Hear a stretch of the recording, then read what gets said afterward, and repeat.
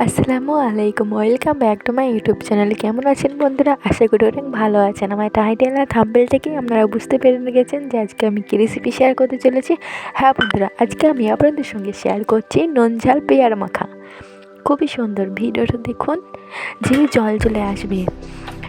আশা করছি অনেক ভালো লাগবে ভিডিওটা। পুরো ভিডিওটা দেখে থাকুন। যারা আমার চ্যানেলে নতুন তাদেরকে অনুরোধ করছি আমার চ্যানেলটি অবশ্যই সাবস্ক্রাইব করে আমার পাশে থাকবেন, যাতে করে নেক্সট ভিডিও দিলে আপনার কাছে আগে পৌঁছাবে। আমার ভিডিওটা দেখুন, আশা করছি অনেক ভালো লাগলে। ভিডিওটি ভালো লাগলে লাইক কমেন্ট শেয়ার করতে ভুলবেন না, সাবস্ক্রাইব করে আমার পাশে থাকবেন।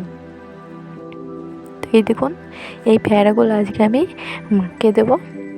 তো ফার্স্ট আমি একটা বাটিতে জল নিয়ে নিয়েছি। এবার পেয়ারাগুলো সুন্দরভাবে ধুয়ে নিচ্ছি। এই দেখুন, তো আমি এভাবে করে সবগুলো বানিয়ে নিয়েছি। এখানে আমি 3টে পেয়ারা মাখিয়ে দেখাবো। তো আমি বানার পর সুন্দরভাবে ধুয়ে নেব।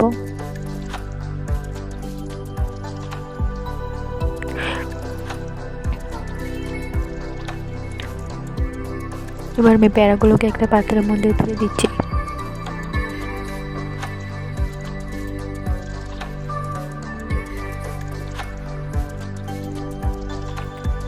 ধনের পাতা দিয়ে পেয়ারা মাখাটা এত সুন্দর লাগে খেতে, জিভে জল চলে আসে। ভিডিওটা দেখুন, আশা করছি অনেক ভালো লাগবে। তো আমি এখানে 3টে কাঁচামরিচ নিয়ে নিয়েছি। ধনের পাতাগুলো এবার আমি শিলনোড়াতে বেটে নেব সুন্দরভাবে। তো আমি শিলটা পরিষ্কারভাবে ধুয়ে নিচ্ছি।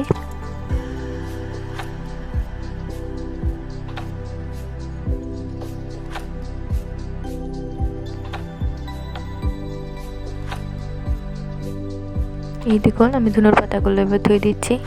এর পরিমাণের নুন দিয়ে আমি এটাকে বেটে নেব।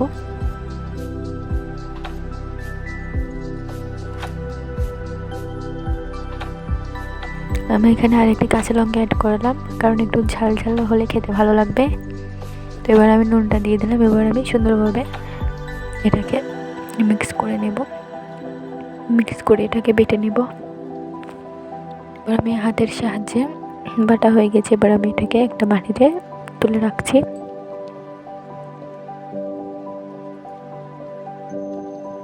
এবার আমি পেয়ারাটা মাখিয়ে নেব।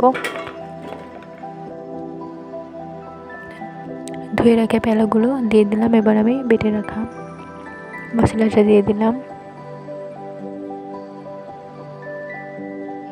হালকা পরিমাণে লবণ। আমার হাতের সাহায্যে খুব সুন্দরভাবে মাখিয়ে নিচ্ছি।